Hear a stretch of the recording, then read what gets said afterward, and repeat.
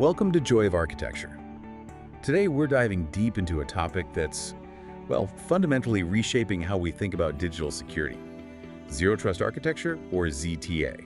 That's right. We've gathered a pretty comprehensive stack of sources, everything from foundational principles, the core ideas, right through to practical implementation details, and even a look at what's coming next. And our goal here is to really unpack all of that information, pull out the most crucial insights, and help you get a solid handle on what Zero Trust is all about and why it matters so much right now. It really does matter. I mean, just think about the landscape today. Everything's moving to the cloud or multiple clouds. People are working from absolutely anywhere. On all sorts of devices, right? Personal phones, tablets, laptops. Exactly. And meanwhile, the threats are just getting more sophisticated, more targeted. The old ways of securing things, they don't cut it anymore. That traditional perimeter, it's basically dissolved. So the castle and moat idea is kind of obsolete. Pretty much. Data is everywhere, applications are everywhere, users are everywhere. You need a different approach. And that's where Zero Trust comes in. It offers a completely different philosophy, a new way forward. So let's dig into what our sources say about how it works, why it's become so necessary, and importantly, what it actually takes to make it happen. Sounds good. Where should we start? The absolute core. Yeah, let's start there. What is Zero Trust at its most fundamental level? What's the big idea? Okay. So first off, Zero Trust isn't a product you can just buy and install. It's more of a strategic security model, a philosophy, really. A way of thinking about security. Precisely. And the absolute core principle, the mantra you hear everywhere, is never trust, always verify. Never trust, always verify. That sounds stark, almost a bit negative. It sounds stark compared to the old ways, definitely. But it's a necessary shift. It means you throw out the old idea of implicit trust based on location. Like if you're inside the corporate network, you must be okay. Exactly. That's the old castle and moat model.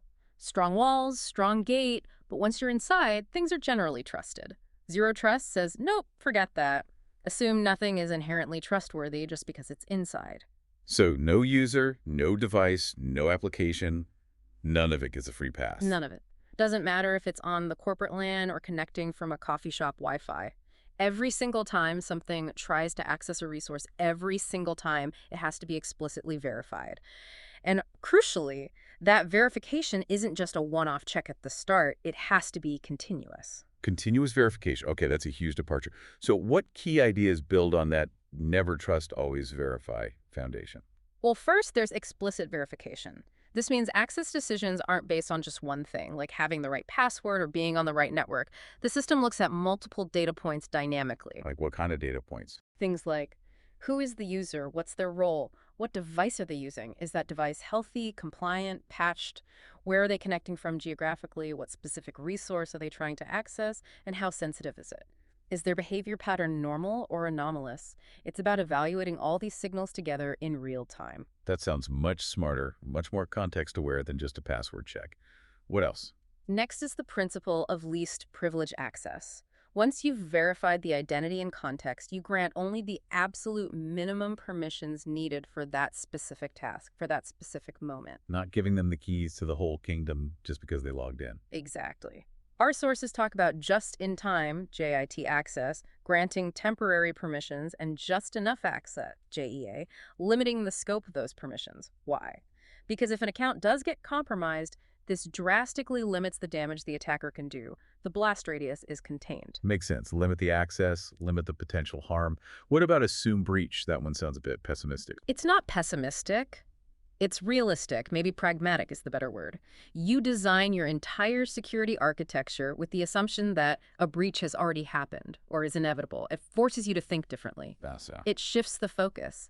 It's not just about keeping attackers out anymore. It's also critically about limiting their ability to move around inside if they do get in and detecting them quickly. This thinking drives things like micro-segmentation, chopping up your network into tiny, isolated zones, and puts a huge emphasis on real-time monitoring and analytics to spot anything suspicious immediately. So you build defenses assuming the bad guys might already be lurking somewhere in the network. Precisely. And that ties directly back to that idea of continuous verification and validation. Security isn't a static state. The system is constantly checking. Is the device still healthy? Has the user's risk profile changed? Are they suddenly trying to access unusual things? It's ongoing validation, throughout the entire session. Okay, that lays out the core philosophy really well. Yeah. Where did this whole idea come from? Why did that old castle model finally break down? Well, the castle model worked, reasonably well when most things, your servers, your data, your users, were physically located inside the castle walls, behind the corporate firewall. But then everything changed. Everything changed. Digital transformation happened. Cloud computing was massive. Suddenly, your applications and data were in AWS, Azure, Google Cloud, outside the traditional perimeter. Remote work exploded, accelerated obviously by recent events, but the trend was already there. People needed access from everywhere. And BYOD, bring your own device. Yeah, BYOD plus the explosion of IoT devices, printers, cameras, sensors, all connecting to the network. The traditional network boundary just dissolved. It became meaningless in many ways. Data and apps were distributed, users were distributed, devices were distributed.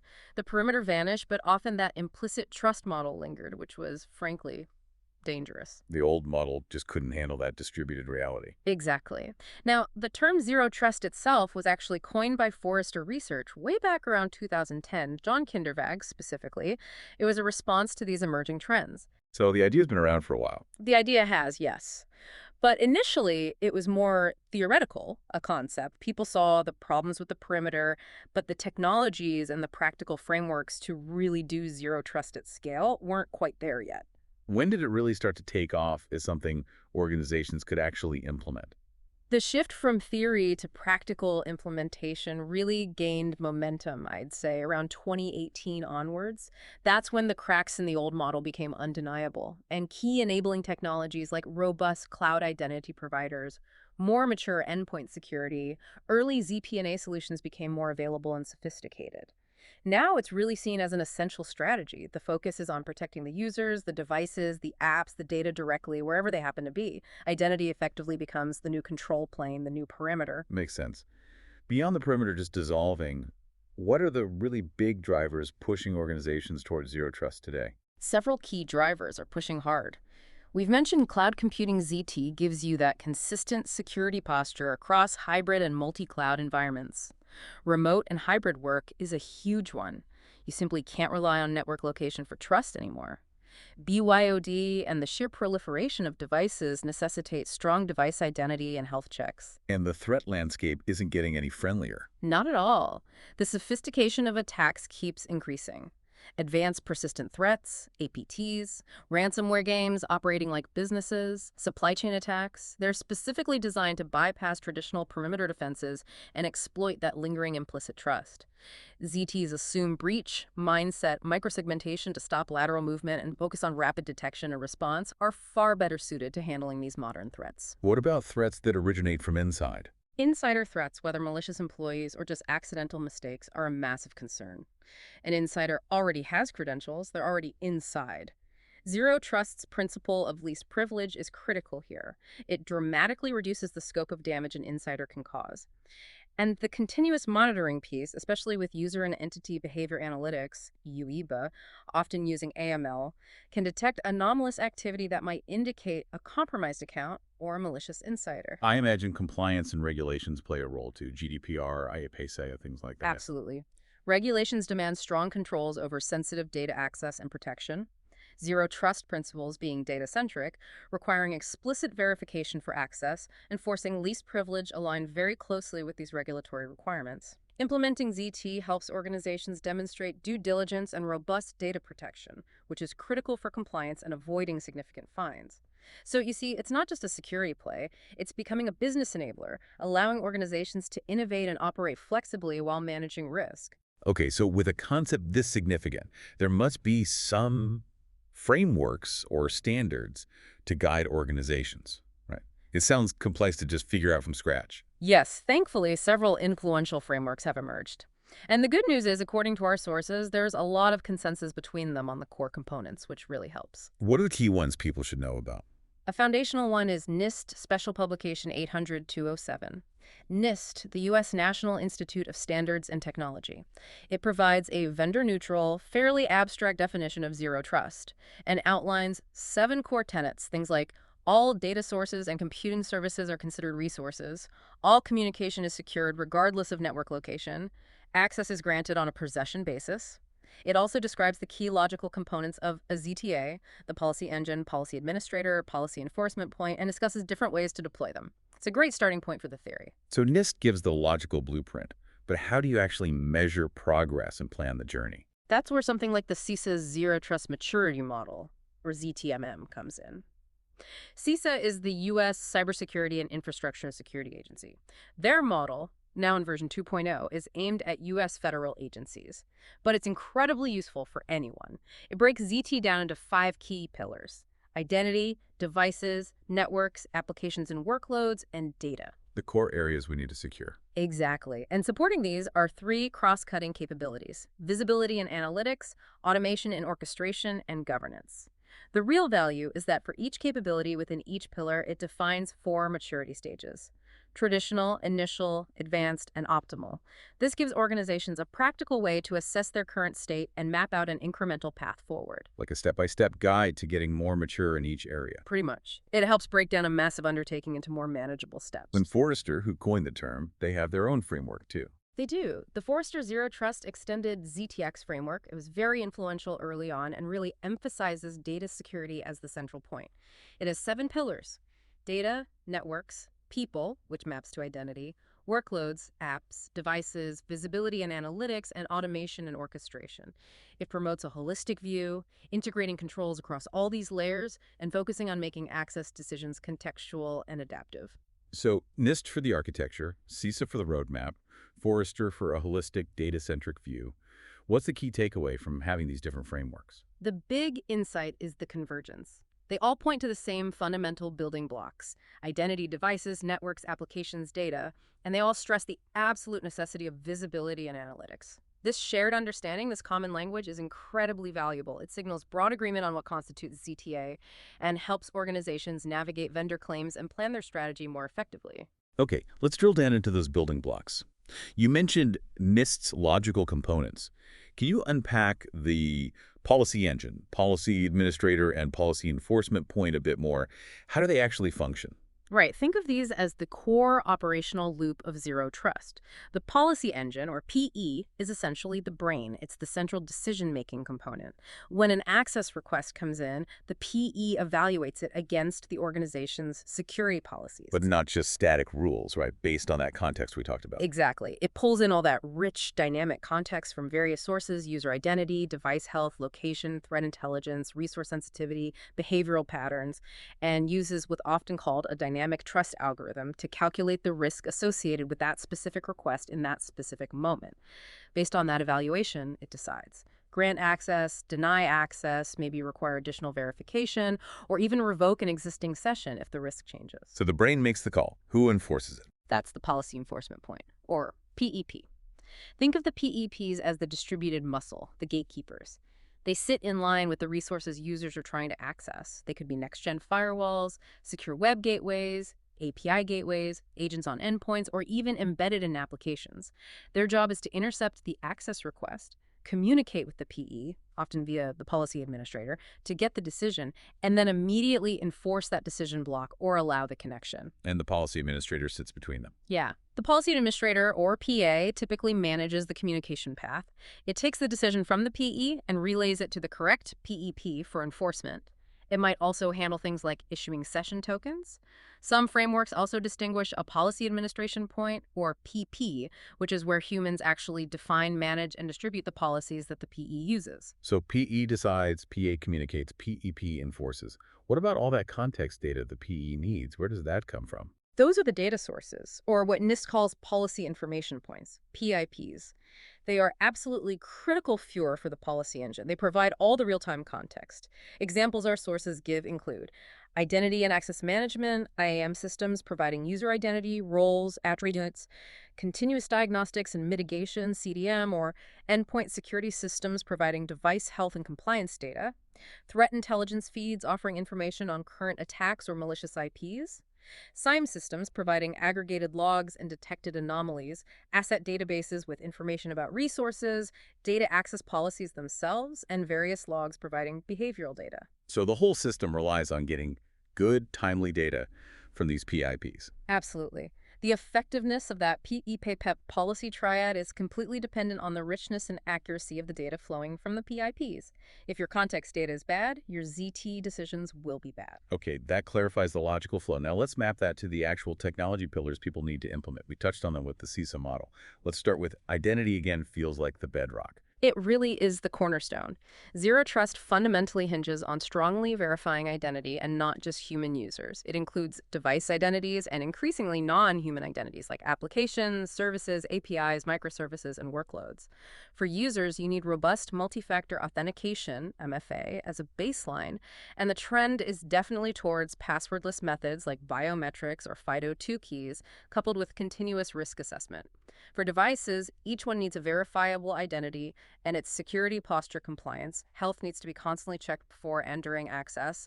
And for services and APIs, you need strong authentication and authorization mechanisms too, especially as APIs become a bigger attack surface. What technologies make that happen? Core technologies include identity providers, IDPs, like Okta, Azure AD, Ping Identity. They handle authentication, often provide SSO, MFA, and manage the identity lifecycle.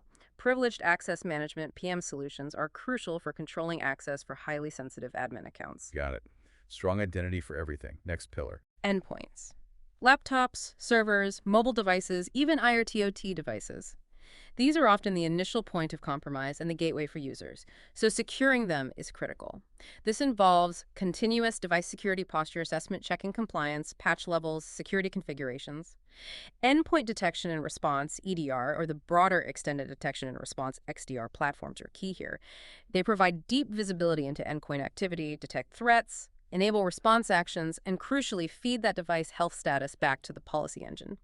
Mobile device management, MDM, or unified endpoint management, UEM tools help manage the diversity of devices, especially in BYOD scenarios, enforcing policies and ensuring compliance. Secure the user, secure the device they're using. What about the network connecting them? Networks. This is where ZT really departs from the old model. Micro-segmentation is a core strategy here. You divide your network, whether it's on-prem or in the cloud, into small, isolated zones. You put strong controls, essentially PEPs, at the boundaries between these zones. This drastically limits an attacker's ability to move laterally if they compromise one segment. So if one server gets breached, it can't easily spread to others. Exactly.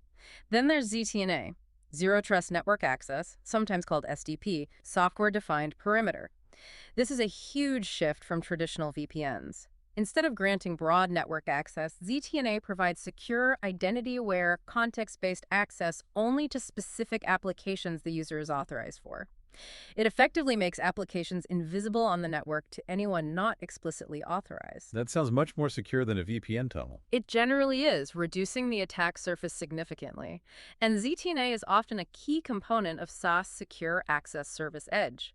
SaaS is a bigger architectural concept that converges networking capabilities like SD-WAN with a suite of cloud-delivered security services, ZTNA, Secure Web Gateway, SWG, Cloud Access Security Broker, CASB, Firewall as a Service, FYOS, all delivered from edge locations close to the user. It's designed for the reality of distributed users accessing distributed applications. Okay, SaaS bundles a lot of this together at the edge. What about securing the applications and workloads themselves? Right, applications and workloads, the virtual machines, containers, serverless functions, databases where your data is actually processed and stored. This pillar focuses on securing them directly. Technologies include things like web application firewalls, WFs, or application layer gateways, ALGs, that inspect traffic specifically destined for web apps, protecting against common attacks like the OWASP POP10. API security gateways are critical for validating requests and enforcing policies for APIs. Runtime application self-protection, RASP tools, embed security monitoring and controls directly within the application's runtime environment. And, increasingly important, is DevSecOps integrating security practices and tools throughout the entire software development lifecycle. Building security in, not bolting it on. Yeah. And ultimately, it's all about protecting the The data, that's the ultimate goal. This pillar focuses on securing the data itself, wherever it lives or travels. Key practices include data classification and label leaning. You need to know what data is sensitive to protect it appropriately. Encryption is fundamental, encrypting data at rest in databases and storage, and always encrypting data in transit using protocols like TLS. Data loss prevention, DLP tools, monitor and control the movement of sensitive data to prevent exfiltration. And technologies like digital rights management, DRM, or information rights management, IRM, can apply persistent protection that travels with the data, controlling who can access or modify it even after it leaves your environment. Wow, okay. Identity, endpoints, networks, applications, data. That's a lot of ground to cover. How do you possibly keep track of everything and make sense of it all? That brings us to the final crucial pillar, visibility and analytics. This is the nervous system, the eyes and ears of your ZTA. It provides the telemetry needed for threat detection, informs the policy engine's context-based decisions, and allows you to actually operationalize that assume breach mindset. Key technologies here include security information and event management SIEM systems, which aggregate and correlate logs from all the other pillars to provide a centralized view and detect potential threats. And spotting unusual behavior. That's where user and entity behavior analytics, UEBA, comes in, often using machine learning to baseline normal activity for users and devices and flag suspicious deviations that might indicate a compromised account or insider threat. Extended detection and response XDR platforms aim to provide even broader visibility by integrating and correlating data from endpoints, networks, cloud, email, and other sources for more effective threat hunting and response. But the foundation for all of this is comprehensive telemetry and logging. You need good data coming from everywhere. It really sounds like all these pillars are deeply interconnected. You can't just focus on one and ignore the others. Absolutely not. A weakness in identity management undermines your network segmentation. Poor endpoint security can negate strong application controls. Lack of visibility means you're flying blind. It truly requires a holistic, integrated approach where these components work together, sharing context and enforcing policies consistently. Let's circle back to that core loop, the policy decision point, PDP, which is the brain, and the policy enforcement point, PEP, the muscle. How does that dance work when you layer in all this context and these dynamic policies like ABAC and CBAC? Right, that PDP-TP interaction is where the always verify principle becomes operational reality. Let's walk through a typical request flow. A user, let's say Alice, tries to access a sensitive financial report hosted on an internal server. The PP guarding that server, maybe it's as an application gateway or a micro-segmentation firewall, intercepts Alice's request. The PP gathers initial attributes, Alice's identity token, the resource she wants, maybe the source IP. It then sends a query to the PDP, which is part of the policy engine. Now the PDP gets involved. Yes. The PDP doesn't just check if Alice is in the finance group. It pulls the relevant access policy for financial reports. Then it starts querying its policy information points, PIPs, for real-time context. What's Alice's certified identity? What's the health status of her device right now from the EDR tool? Is she connecting from a known location or somewhere unusual? Is there any active threat alert associated with her account or device from the SIM? What's the classification level of this specific report from the data governance tool? It's gathering all that intelligence on the fly. Exactly. The PDP feeds all this into its trust algorithm. It calculates a risk score or trust level for this specific request. Based on the policy rules and the calculated risk, it makes a decision. Allow read access, or maybe deny, or perhaps allow, but require step-up MFA first. The PDP sends the specific granular decision back to the PP. And the PP just does what it's told. The PP enforces it immediately. If the decision was allow read, the connection goes through. If it was deny, the connection is blocked. If it was step up, the PP might redirect Alice to an MFA prompt. And crucially, the PP logs the entire transaction, the request, the context evaluated, the decision, the enforcement action. This loop happens continuously for every access attempt needing verification. And attribute-based access control, ABAC, is what makes those really specific policies possible. Yes, ABAC is a natural fit, a cornerstone for ZT policies because it allows for that granularity and dynamism, unlike role-based access control, RBAC, which is mostly static and based just on user roles. Like finance users access finance folders. Right. ABSC makes decisions based on attributes of the subject: user identity, role, location, clearance, the resource, data classification, owner, location, the action, read, write, delete, and the environment, time of day, threat level, device posture, network type. Our sources point out that the U.S. government explicitly links ZT to using dynamic attribute-based policies. So you can write rules like Allow finance managers on corporate compliant devices during business hours to edit Q2 forecast documents, but only read Q1 actuals. Exactly, that level of specificity. It enables true least privilege in a way RBAC often can't. And because attributes like device health or threat level can change in real time, ABAC decisions adapt dynamically without needing manual policy rewrites. And then there's context-based access control, CBAC. Is that just a fancier name for ABAC? You can think of CBAC as an evolution, or maybe a more sophisticated implementation of ABAC. It takes the idea of using attributes and context even further. CBAC places a stronger emphasis on integrating a wider range of real-time, often behavioral, contextual signals, and explicitly incorporating a formal risk assessment into every decision. What kind of extra signals does CBAC leverage? It digs deeper into user behavior patterns, typical login times, common resources access, normal data access volumes. It looks at more nuanced real-time device health, maybe specific process activities. It incorporates precise geolocation, maybe network latency patterns, and integrates live, specific threat intelligence feeds relevant to that user or resource. The idea, as the Cloud Security Alliance notes, is to remove all implicit trust by basing access purely on a calculated risk derived from this rich, real-time evidence. What's constantly calculating a risk score for everything happening? Essentially, yes. A core tenet of CBAC is the policy engine calculating a dynamic risk score for each request or ongoing session based on aggregating all these contextual signals. If that risk score exceeds certain thresholds, it triggers adaptive responses. Like what? If the risk is slightly elevated, maybe the system requires step-up authentication prompts for an additional factor. If the risk is higher, it might restrict access, maybe allowing read-only access instead of edit, or blocking access to the most sensitive data. If the risk spikes suddenly mid-session, maybe the device posture degrades or the user starts behaving erratically, the system could automatically terminate the session entirely. Examples from vendors like Delinea or Microsoft show this in action, using behavior and risk scores to dynamically adjust authentication or access levels. So it's not just verifying identity, it's continuously verifying the context and assessing the real-time risk. Precisely. Trust is never assumed. It's perpetually earned and revalidated based on the current context and risk. But, and this is a huge but, the effectiveness of CBAC hinges entirely on the quality, timeliness, and accuracy of the data coming from those PIPs. Garbage in, garbage out. If your device health data is stale or your behavioral analytics are flawed, your risk scores and access decisions will be wrong. Managing all these dynamic, attribute-based, context-aware policies sounds incredibly complex. How do organizations actually handle that? It absolutely requires robust tooling and processes for policy creation, management, and orchestration. Policies need to be clearly defined, mapping business needs and risk tolerance to specific attributes and contexts. They need to be human-readable for auditors and admins, but also machine-enforceable for the PPAP. I'm guessing automation is non-negotiable here. Absolutely indispensable. Given the dynamism and volume of decisions, you need automation. Think automated policy updates based on new threat intel or vulnerability scans. Automated distribution of policies from the central management point, PP, out to all the PDPs and PPs. And crucially, automated enforcement and response integrating the ZT policy system with SOR, security orchestration, automation, and response platforms.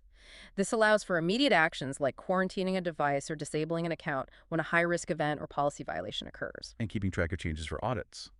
Critical.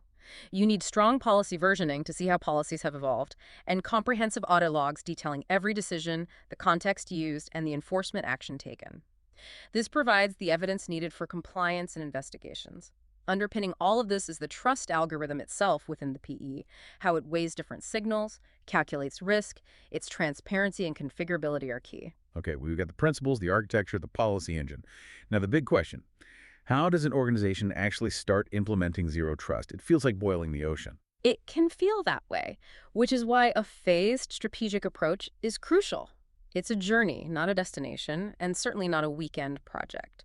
Our sources consistently recommend a crawl, walk, run methodology to manage complexity, learn, and show value along the way.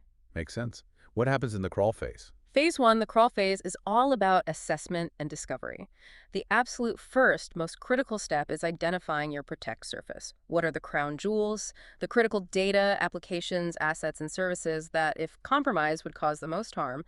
You focus your initial efforts here. Don't try to protect everything equally at first. Exactly. Then you need comprehensive asset discovery and inventory. You can't protect what you don't know you have. This means cataloging users, devices, networks, apps, data, often needing automated tools. Next is data classification and flow mapping. Understand where your sensitive data is, how it's classified, and how it moves through your systems. This tells you where to prioritize controls. Finally, you assess your current security posture. Where are you strong? Where are weak? Evaluate your existing tools against a maturity model like CISA's ZTMM to find the gaps. Do a risk analysis to prioritize what to tackle first. So crawl is about knowing yourself. What's important, what you have, where the risks are. What's the walk phase? Phase 2, walk, is planning and design. Based on that assessment, you define your ZT strategy and objectives, aligning them with your business goals and risk appetite. This strategy will be unique to your organization. Then you prioritize actions focused on the highest risks identified, the critical assets in your protect surface, and maybe some quick wins like strengthening MFA or implementing basic segmentation. Finally, you architect the target state. How will your ZTA look? How will you segment which ZTNA or SASE approach fits? The design needs to support those dynamic, granular controls we discussed. Okay, assess, plan, design, then build. Phase 3, run, is implementation and execution. But you don't go big bang. You start with pilot programs. Test specific ZT technologies or policies on a limited scope, maybe one department, one application, one user group. Work out the kinks, get feedback, measure success, refine your approach. Learn from the pilot, then move to a phased rollout, gradually expanding the ZT controls across the organization. This minimizes disruption and allows you to adjust as you go. And you said it's ongoing, right? So there's a phase Amen. 4. Yes, phase 4 is continuous. Monitoring, iteration, and optimization. Zero trust isn't set and forget. You need continuous monitoring across all pillars, using those visibility and analytics tools to detect threats, understand traffic patterns, and see if your policies are working as intended. And you must constantly iterate and refine. Regularly measure your progress against your roadmap, adjust based on new threats, new business needs, new technologies. ZT is a living strategy that needs constant care and feeding to remain effective. You mentioned using maturity models like CISA's ZTMM in the assessment phase. How do they practically help guide the journey? They're incredibly valuable as guideposts. A model like the CISA ZTMM with its pillars and maturity stages gives you a structured way to benchmark where you are today across different areas: identity, devices, networks, etc. You can see, okay, we're initial in identity, but maybe traditional in network segmentation. This immediately helps you identify gaps and prioritize where to focus your efforts to move up the maturity ladder. So it highlights the weakest links. Exactly, and it helps frame those complex planning decisions, where to invest resources, what technologies might be needed to reach the next stage, what operational changes are required. Other models, maybe from Forrester or vendors, can provide different perspectives or deeper dives into specific areas like IAM maturity. But they aren't just checklists to tick off, right? Absolutely not. That's a critical point the sources make. These models are guides, frameworks for thinking, not rigid prescriptions. You must tailor the approach to your organization's specific context, your industry, your risk profile, your resources, your goals. Blindly following a generic model can lead you down the wrong path. Use them for structure and a common language, but customize the strategy. We've talked tech, process, models. But ZT involves people. Yeah. How critical is managing the human side of this transformation? It's arguably the most critical and often the most challenging aspect. Implementing zero trust isn't just deploying new tools, it's driving a fundamental cultural shift within the organization. How so? What's the cultural hurdle? You're asking people to move away from decades of ingrained behavior based on implicit trust. I'm inside the network so I can access this, to a world where every action is scrutinized. Never trust, always verify. This can lead to significant resistance to change. Users might see new security steps as cumbersome, slowing them down, hindering productivity. How do you get people on board then? Strong leadership endorsement is non-negotiable. You need visible champions at the executive level who understand ZT's importance, secure the necessary resources, drive collaboration across silos, and communicate the vision consistently. Without top-down support, it's very hard to succeed. Then comes continuous, transparent communication and training. Explain the why behind ZT, the threats, the risks. Explain the benefits like secure access from anywhere. Explain how workflows might change. Provide tailored training so people understand their role and how to use new tools effectively. And it can't just be the security team driving this. Definitely not. You need broad stakeholder involvement from the very beginning. IT ops, networking, applications teams, legal, compliance, HR, key business units. This ensures the ZT strategy aligns with business needs, addresses concerns proactively, builds ownership, and breaks down the silos that often impede security initiatives. And critically, you have to focus on the user experience, a UX. If ZT makes life too difficult, people will find workarounds, defeating the purpose. Choose tools and design processes that balance strong security with usability. Finding that sweet spot is key. Addressing this human element proactively is just as important as getting the technology right. So if you're going through all this effort, how do you actually measure if it's working? What are the key performance indicators, KPIs, for zero trust success? Measuring success is vital. You need metrics to show progress, justify the ongoing investment, demonstrate value, ROI, and pinpoint areas needing improvement. It's hard to keep momentum going on a long journey like ZT without showing results. The key is to link your KPIs directly to your strategic ZT goals, which should, in turn, support broader business objectives. Can you give some examples of good ZT KPIs across those pillars? Sure. For identity, you could track MFA adoption rates, the percentage of privileged sessions using PAM-JIT access, maybe a reduction in successful phishing attempts leading to credential compromise, or a decrease in stale or orphaned accounts. For devices, endpoint compliance rate, percentage of devices meeting policy, mean time to detect, MTTD, or mean time to remediate, MTTR, for non-compliant devices. For networks, percentage of network traffic flowing through micro-segmented zones, ZTNA adoption rate, users accessing apps via ZTNA versus legacy VPN, maybe evidence of blocked lateral movement attempts. Okay, those are quite specific. What about overall program health? For overall program health, look at the reduction in security incidents or confirmed breaches over time, improvements in overall MTTD and MTTR for security events, reduction in security policy violations flagged by monitoring tools, calculated cost avoidance from prevented breaches or fines, user satisfaction surveys, is ZT seen as enabling or hindering, and maybe even the frequency of policy reviews and updates showing it's a living process. These metrics need to be tracked, reported, and actively used to make data-driven decisions to refine your ZT strategy. We've mentioned various technologies along the way. Can we briefly touch on some of the key vendor categories and examples people might encounter in the ZT space? Definitely. The ZT ecosystem is broad, involving tools across multiple security domains working together. Starting again with identity and access management, IAM, the foundation. Right, you need strong capabilities here. Vendors often highlighted include Okta, known for cloud-native identity, adaptive MFA, SSO, Microsoft with Azure AD, Entra ID, deeply integrated, conditional access is a powerful PE, Auth now part of Okta, strong in developer customer identity, Ping Identity, and ForgeRock. These provide the core identity verification, MFA, lifecycle management, and often policy decision capabilities. And for securing the network micro-segmentation, ZTNA. For microsegmentation, vendors like Illumio, strong on visibility and policy enforcement. Cisco, ACI, Secure Workload, VMware, NSX, are often mentioned.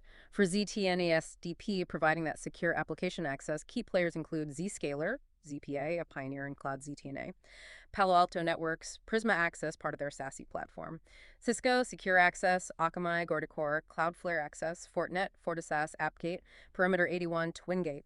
Many of these vendors also offer broader SASE platforms, converging ZTNA with other network and security functions like SWG and CASB. Kato Networks is another key SASE player. Endpoint security feeds device health data, right? Who are the main players there? Yes, EDR/XDR platforms are crucial for device posture and threat detection. Major vendors include CrowdStrike, cloud-native EDR/XDR, Threat Intel, Microsoft Defender for Endpoint, integrated, strong EDR/XDR, Sentinel, AI-focused prevention and response. Other significant players in EDR/XDR include Palo Alto Networks, Cortex XDR, Trend Micro, Sophos, VMware, Carbon Black. They provide visibility and response capabilities on the endpoint itself. And pulling it all together with monitoring and analytics. For that critical visibility and analytics pillar, you have CM, UEBA, and XDR platforms. Leaders often mentioned are Splunk, dominant in SIEM/SOAR, good ZT framework support, Microsoft Sentinel, cloud-native SIEM/SOAR integrated with Azure, IBM Cradar, Elastic Stack, popular open source option, Sumo Logic. For UEBA specifically, Exabeam is frequently cited. The XDR platforms from endpoint vendors also play heavily in this space, correlating data beyond the endpoint. It definitely seems like there's consolidation happening, with vendors offering broader platforms like SaaS or XDR covering multiple pillars. There is a strong trend towards integrated platforms. Choosing the right mix depends heavily on an organization's specific needs, existing investments, budget, and maturity level. Careful evaluation and planning for integration are key. Theory and tech are great, but let's talk about reality. What do the case studies and real-world examples tell us? What works, what doesn't? Looking at real-world implementations is incredibly insightful. Google's BeyondCorp is the classic early example. They shifted from perimeter to identity device-based access for their massive workforce. What were their big takeaways? Huge success in enabling secure remote work at scale. But they also highlighted the immense challenge of the long tail, dealing with legacy apps, incompatible systems, hard-coded rules. It showed that ZT is a journey. Managing exceptions is hard but necessary, and sustained effort and executive support are vital, especially for the tough parts. Microsoft also went through a big ZT transformation. Yes. Internally, for their global hybrid workforce, their focus was strong identity, phishing-resistant MFA, device health, least privilege, and making most apps internet-facing with ZT controls, drastically reducing VPN reliance. Key lessons they shared: plan early, involve everyone, define the architecture, embrace the internet as transport, govern effectively, and obsess over user experience and communication. The sources also looked at specific sectors. Right. A financial services firm focused on MFA, micro-segmentation for customer data, and monitoring, seeing reduced unauthorized access. Their key was exec backing and cross-functional teamwork. A manufacturing company tackled risky OT/SES environments using network separation, ZTNA for remote OT access, and device health checks. Reducing operational downtime crucially, they got operator buy-in. A public sector agency facing budget constraints used pilots, cloud ZTNA, open source tools, and validation, resulting in faster incident response and better compliance. Across these different examples, what are the common threads for success? Common success factors really stand out. Strong executive sponsorship is paramount. A phased, iterative implementation starts small. Focus on the protect surface, learn, and expand.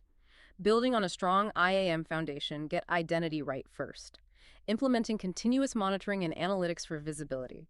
Fostering cross-functional collaboration, investing in user training and awareness, and contextual adaptation, tailoring ZT to the specific organization's risks and environment. And the common ways things go wrong. The pitfalls. Common pitfalls include trying to boil the ocean, securing everything at once leads to complexity and failure.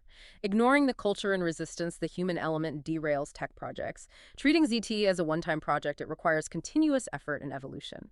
A technology-only focus, neglecting assessment, policy, process. Poor user experience leading to workarounds that undermine security. Underestimating legacy system challenges, and a lack of clear metrics ROI, making it hard to sustain funding and momentum. The U.S. federal government's ongoing ZT push is another large-scale example highlighting both progress, MFA, EDR, and persistent challenges, legacy systems, funding, skills. It's clear implementation isn't a walk in the park. What are the biggest challenges organizations consistently face when trying to adopt Zero Trust? Yeah, despite the clear benefits, the path is definitely paved with challenges. Technical complexity and integration is a major one. Especially with older systems, right? Exactly. Integration with legacy systems is probably the most common technical pain point.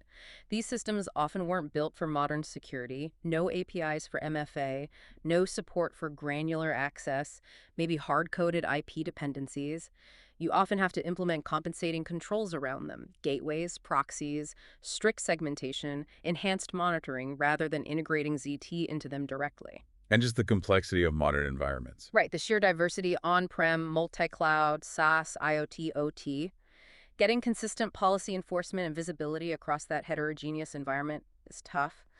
Then there's scalability, ensuring your policy engines and enforcement points can handle the load without adding crippling latency. And interoperability between different vendors' tools remains a challenge. Getting them to share context and work seamlessly isn't always easy. Beyond the tech, that cultural shift seems like a huge hurdle. It really is. The organizational and cultural shift from implicit trust to explicit verification is profound. You encounter resistance to change. You need that sustained executive buy-in, not just initial approval. And finding or developing the necessary skills, people who understand IAM, cloud security, network segmentation, automation, analytics in a ZT context, is a real challenge for many organizations. It's not free, presumably. Definitely not. Cost and resource implications are significant. There's the cost of new technology, the substantial internal effort for implementation, costs for training staff or hiring experts, and the ongoing operational costs for maintenance and optimization. Justifying the ROI can be difficult, although metrics around breach cost reduction and efficiency gains help build the case. What about the impact on users? Does ZT slow things down? Performance and user experience are critical considerations. Yes, adding checks can introduce latency if not architected well. Continuous verification, encryption, inspection at segment boundaries, they all add some overhead. Mitigation involves optimizing the architecture, distributed PESPEPs, using efficient crypto, intelligent traffic routing, and crucially, using risk-based adaptive access. The goal is to make security seamless for low-risk activities and only introduce friction, like step-up MFA, when the risk warrants it. Finding that balance between security and usability is key. And how does ZT map to compliance requirements? The principles align well: least privilege, strong auth, segmentation support data protection goals in regulations like GDPR or APA. However, mapping specific ZT controls to specific regulatory clauses can be complex, as regulations often define outcomes, not technologies. You need robust auditing and evidence gathering to prove continuous verification and policy enforcement to auditors. It adds complexity, but ZT generally strengthens an organization's compliance posture. This field is clearly moving fast. What does the future hold for Zero Trust? Where are things heading? ZTA is definitely evolving. One of the biggest trends is the much deeper integration of AI and machine learning. How is AI changing the game for ZT? AML can process the enormous amounts of data generated by ZT systems far more effectively than humans or simple rules. This enables much more advanced threat and anomaly detection, spotting subtle deviations, insider threats, novel attacks. AI can also drive faster automated threat response, triggering actions through SR platforms almost instantaneously. And critically, AI enhances that adaptive and context-aware access, allowing the policy engine to make even more nuanced, real-time risk assessments based on complex patterns and dynamically adjust access levels or authentication requirements. Some sources predict a majority of ZT tools will leverage AI within a few years. Any downsides to relying on AI here? Well, the usual challenges apply: integration, potential bias in algorithms, and the need to secure the AI models themselves against adversarial attacks. What about extending ZT beyond traditional IT? You mentioned OT-IoT environments. That's a huge and challenging frontier. The explosion of connected devices and operational technology, factories, power grids, hospitals, and the Internet of Things massively expands the attack surface. These devices often have security limitations: low power, no way to install agents, legacy protocols. Applying ZT principles here requires adapted strategies. Like what? Things like strict micro-segmentation to isolate these devices, using strong, unique device identities, deploying specialized ZTNA gateways for secure remote access instead of VPNs, using network-based anomaly detection tailored for OT-IoT traffic patterns, and maybe leveraging edge computing to enforce policies closer to the devices. It's a very active area of development. And how does SASE fit into the future picture? SASE and its security-focused subset, SSE, Secure Service Edge, are really intertwined with ZT's future. They provide the architectural framework to deliver ZT capabilities, especially for distributed workforces and cloud applications. We'll see continued SaaS consolidation, more emphasis on universal ZTNA, providing consistent policy everywhere, deeper AI integration within SaaS platforms, and a relentless focus on optimizing user experience within that converged architecture. Looking even further out, quantum computing, is that a threat to ZT? It's a long-term threat, yes. Future quantum computers could break the public key cryptography, like RSA, ECC, that underpins much of today's security, including identity verification and secure communication in ZT. So ZT needs to become quantum resistant. Eventually, yes. This involves transitioning to quantum-resistant cryptography, QRC, or post-quantum cryptography, PQC standards as they mature. Organizations need to plan for this by building cryptographic agility into their systems, now the ability to easily update or swap cryptographic algorithms. It's a long-term challenge, but proactive planning is needed. And are we seeing new job roles emerge specifically for Zero Trust? Absolutely. As ZT becomes standard practice, the demand for specialized skills is creating specific roles like Zero Trust Architect, ZT Engineer, ZT Policy Manager. Forrester predicted these roles would proliferate. It requires a blend of technical depth across multiple domains and business understanding. We're also seeing more ZT-specific certifications emerging to validate this expertise. It underscores the need for upskilling and targeted hiring. This has been incredibly thorough. For listeners who want to roll up their sleeves and get hands-on, Do the sources offer any practical advice or resources? They do. A common recommendation is to build a zero-trust lab environment. This lets you experiment safely, test configurations, and really understand the concepts without risking your production network. Using open-source tools can make this very cost-effective. What kind of open source tools could someone use in a lab? The sources suggest tools across the ZT pillars for firewall segmentation, PSense, OPN Sense, maybe a mod security way, for network policy microsegmentation in containers. Project Calico, Cilium, or OpenZD for identity-based overlays. For IdentiYouth, Keycloak, Spire Spiff for workload identity, maybe Hanko.io for passkeys. For policy enforcement, Open Policy Agent, OPA, Cerbos, OpenFGA for basic encryption, GNFPG, Veracrypt. There are many options to explore. And what practical steps could someone try in their lab based on the sources? A great exercise is to simulate microsegmentation. Maybe set up a Kubernetes cluster using Minikube or Kind, install Calico or Istio, deploy some simple microservices, use Kubernetes service accounts for workload identity, then write network policies like Calico network policies or Istio authorization policies to enforce deny by default, and then explicitly allow only the necessary communication paths based on service identity, not IP addresses. Use Istio to add MTLS for encrypted service-to-service traffic. Then test it, verify allowed traffic flows, and blocked traffic is actually blocked. Visualize it with tools like Kiali. That really makes the concepts tangible. What other practical steps are recommended? The general steps mirror the implementation phases. Start by defining your protect surface. Even in the lab, what critical app or data are you simulating? Then, strengthen IAM, configure MFA in Keycloak, set up basic roles, implement network microsegmentation using tools like Calico or Istio, secure endpoints, maybe use Osprey on a VM to check its posture, implement basic application security, put mod security in front of a simple web app, protect data, encrypt some sample files, ensure TLS is configured, enable visibility forward logs from your components to an open source SMM like Elasticstack or Graylog, and build simple dashboards. And finally, iterate review logs, test policies, refine. Are there specific tutorials mentioned for key ZT tools? Yes, the sources point towards resources for tools like HashiCorp Vault for secrets management and dynamic credentials enforcing least privilege, Istio Service Mesh for securing microservices with MTLS, fine-grained authorization, telemetry, and Project Calico for network policy and microsegmentation in Kubernetes. They also recommend general guides like NIST SP 1835, which has practical implementation examples. Okay, let's try to wrap our heads around all of this. We've certainly covered a huge amount of ground in this deep dive on zero trust architecture. We really have, and I think it's crystal clear that ZTA isn't just, another cybersecurity buzzword.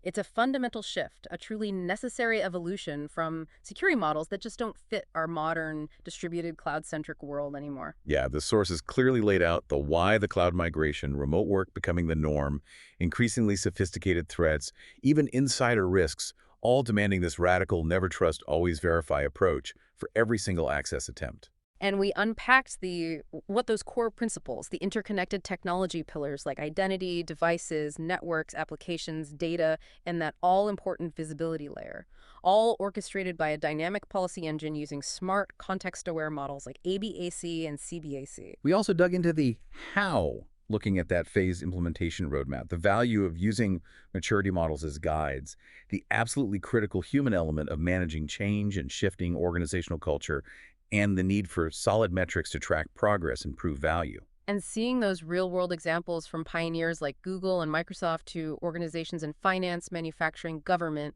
really highlighted both the potential successes and the very real challenges, especially around integrating legacy systems, managing complexity, and crucially maintaining a positive user experience. Looking ahead, it's obvious zero trust isn't standing still. The integration of AI and machine learning, the push into challenging OT and IoT environments, the close evolution with SASE and SSE architectures, even preparing for quantum computing threats by focusing on cryptographic agility, it's a constantly adapting paradigm. And importantly, it's not just theory. The sources gave us practical steps, pointing to open source tools and lab exercises, showing how you can get hands-on with concepts like identity-based segmentation and dynamic access controls. It's definitely complex. It requires significant investment, sustained commitment, and collaboration across the entire organization.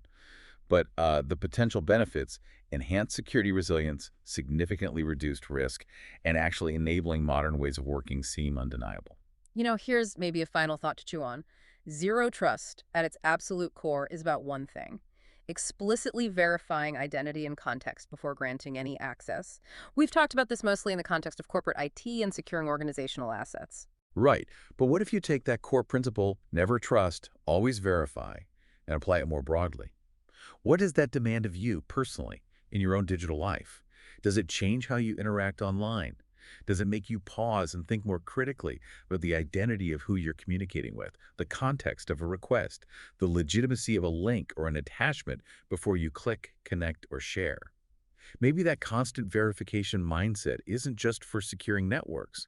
Maybe it's essential for navigating our increasingly complex digital world safely. That's a really interesting angle, applying ZT principles to our personal digital hygiene. Something to think about. Thanks for joining us on this deep dive into Zero Trust architecture here on Joy of Architecture.